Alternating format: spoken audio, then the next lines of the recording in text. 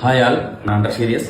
தன்னுடைய பையன் பர்த்டேக்கு சர்ப்ரைஸா விஷ் பண்ணணும் அப்படின்னு சொல்லி குவைத்துல இருந்து சிவகுமார் அண்ணன் நம்மளுக்கு கால் பண்ணி ஆர்டர் பிளேஸ் பண்ணியிருந்தாங்க. தேங்க்யூ அண்ணா. சர்ப்ரைஸ் பண்ணிடலாமா?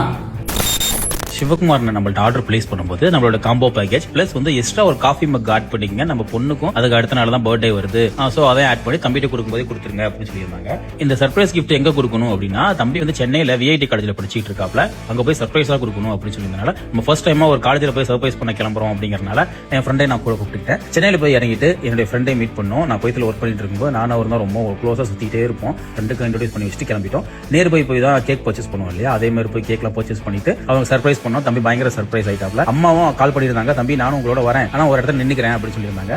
சர்ப்ரைஸ் ஆனதுக்கு அப்புறம் அம்மாவே சர்ப்ரைஸா பார்த்தோன்னே தம்பி கூடுதலா சந்தோஷமானாப்ல. ஃப்ரெண்ட்ஸோட செலிப்ரேஷன் பண்ண வீடியோ தம்பி ஷேர் பண்ணியிருந்தாரு. பயங்கர ஹாப்பியா இருந்தாங்க எல்லாமே. Happy birthday.